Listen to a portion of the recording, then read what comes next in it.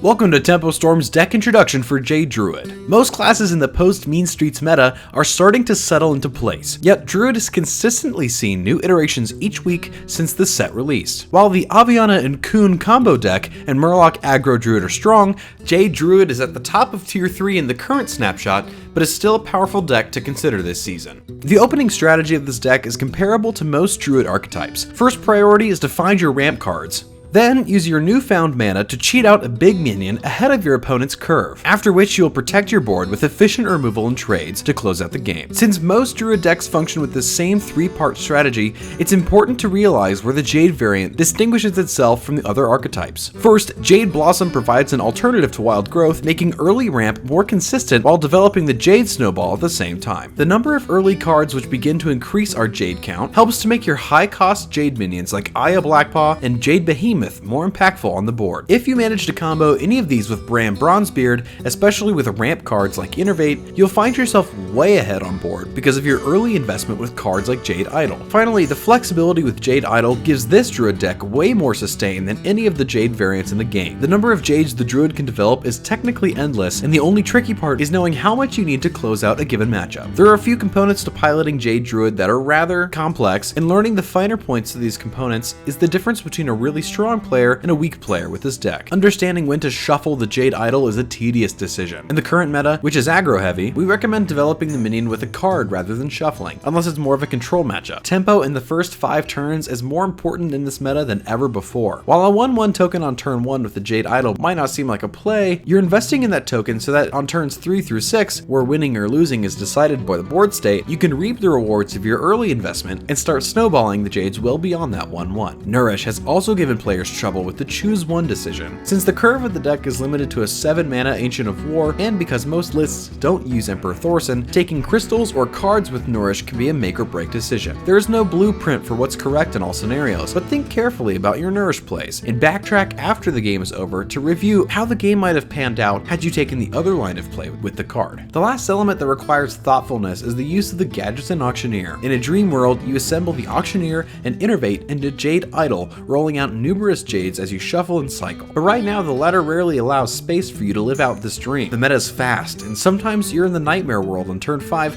hoping not to die and delaying the Gadget Stand play to maximize its value. Be careful that you're not losing games by being too greedy with the Auctioneer. Taking a few cards and removing a threat or two can be strong against most decks right now. Recognize as well that if you leave the Auctioneer on the board, it is a priority removal, much like Fandral Staghelm, and your opponent will be working at all costs to get it off the board, often leading to some inefficient trades and decisions on their part. These are dark times in our cutthroat aggro pirate meta, so Swamp Ooze is always reasonable to consider for your deck. Many players have also opted to find room for more taunts in the list, which helps to protect against Warrior's Reaper and Shaman's Hammer. Dropping in an Ancient of War is common and should be considered in this aggressive meta. Aside from these, the Jade Druid archetype is not nearly in its final state. Refining and testing of cards like Raven Idol, Doomsayer, and even Arcane Giants is common, and it's always one of the most enjoyable parts of a deck, working out what you like and what's most effective. While sometimes you'll hit a perfect ramp, a perfect curve, and steal the game doing Druid things, this is one of the Druid archetypes that requires a lot of decision making. If you're taking this deck for a spin for the first time,